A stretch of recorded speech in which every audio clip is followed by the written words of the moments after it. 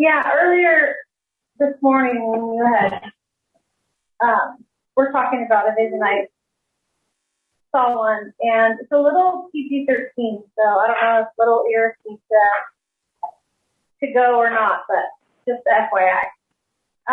The very first thing that I saw a cat's eye, and then it sort of zoomed out, and I saw the cat as a whole.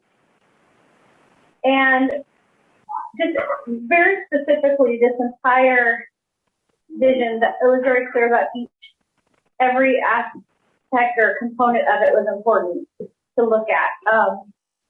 So I saw the cat, and the cat was. You talking about a cat, like a human, like an animal, like a pet, that kind of cat? A pet cat, yes. Oh, okay. Yeah. And so I saw the cat, and it was very comfortable.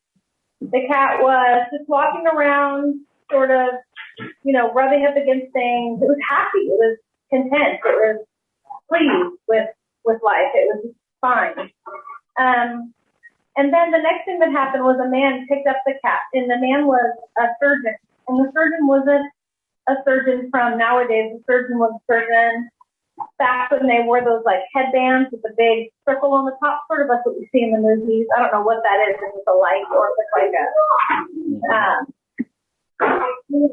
if it's like just I don't know what it is. It was very clear that the surgeon was old fashioned.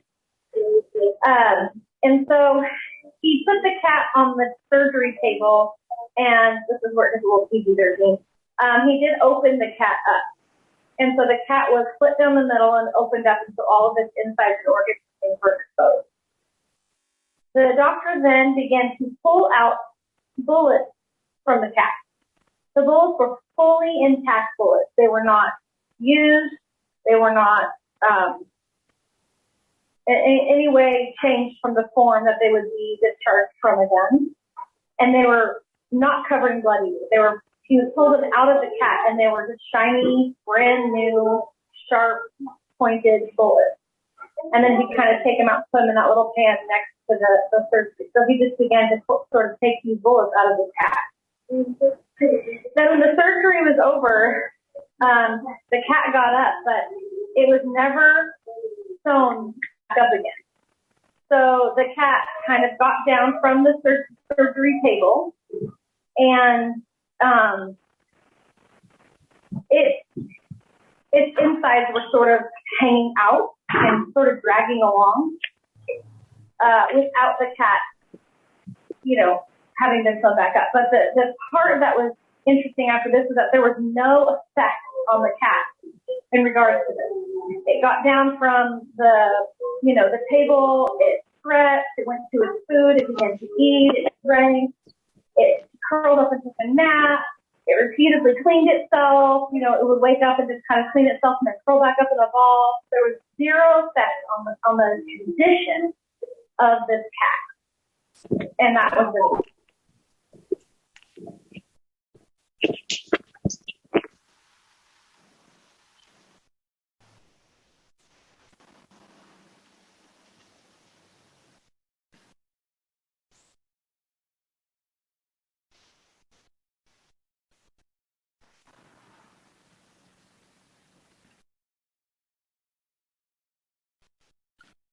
Oh, fortunately, for the moment, I lost connection with you, so my AirPod seems to run out of battery.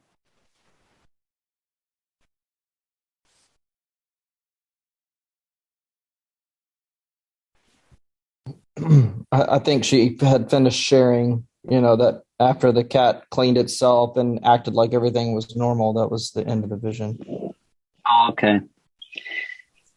Do you have another one?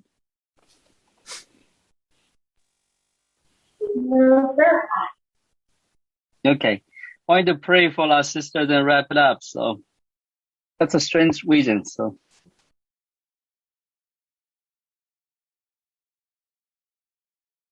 Okay.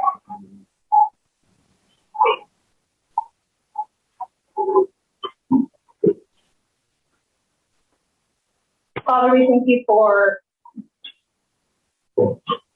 all things that were spoken here this morning, and just very clearly presented from you today. Lord.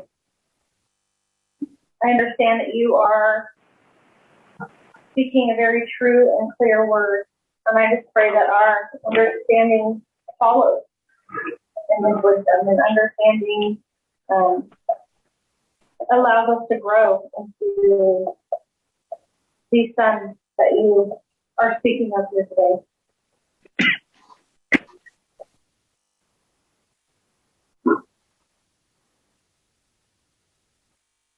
I just find, Lord, the cutting off of the flesh and the cutting off of human nature almost physically painful sometimes. And the importance of the Spirit and what the Spirit wants to reveal and show us about sonship is not just important, it's necessary.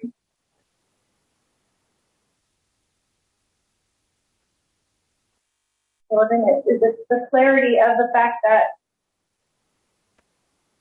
the position that you are putting us in and the receiving of that position that is offered comes through that Spirit or your Spirit and nowhere else, Father. And so as the cutting away happens, that is painful. And it's almost embarrassing how painful it is. The attachment to it is almost unbelievable to want you and your ways so desperately, yet the pain of the attachment to something that's not of you is embarrassing and heartbreaking.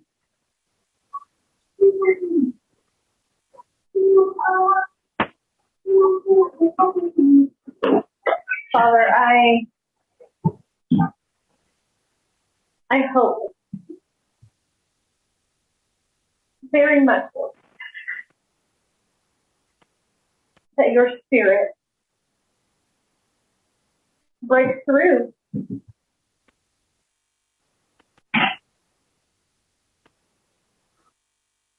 we are so blessed by all that you have used, all the men that you've used to teach us, like Emmanuel speaking of. There's so many good things that you've taught us so far, Lord.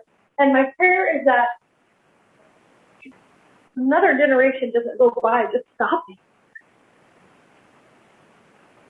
at the unwillingness to heed to your Spirit, Lord. I just speak for myself, Father, when I say that I am so desperate to hear and follow, instead of letting anything else guide me and lead me and pull me and have success in my life. And not human success. It's just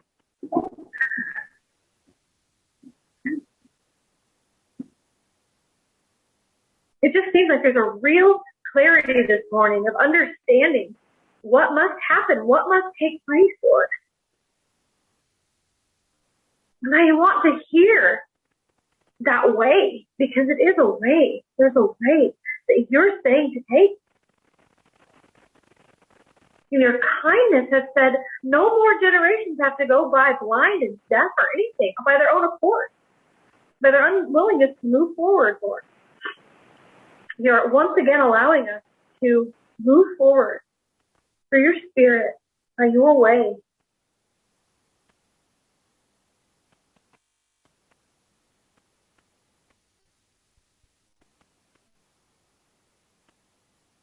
I want to sit here and beg for it almost. There's a part of me that wants to just beg you for it. But then the other part of me is, am I willing to go under the knife? Am I willing to have everything cut off? I hate the attachment to this flesh, Lord.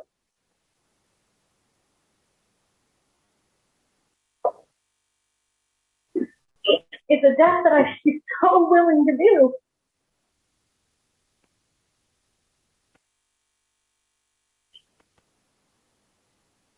Father, and understand that it is you that is needed to take these things off and put on. the robe of sonship, Lord, and priesthood, Lord, and kingly nature that Jesus showed us, Lord. And so, and I see that you're teaching that here, Father. And I so badly want it.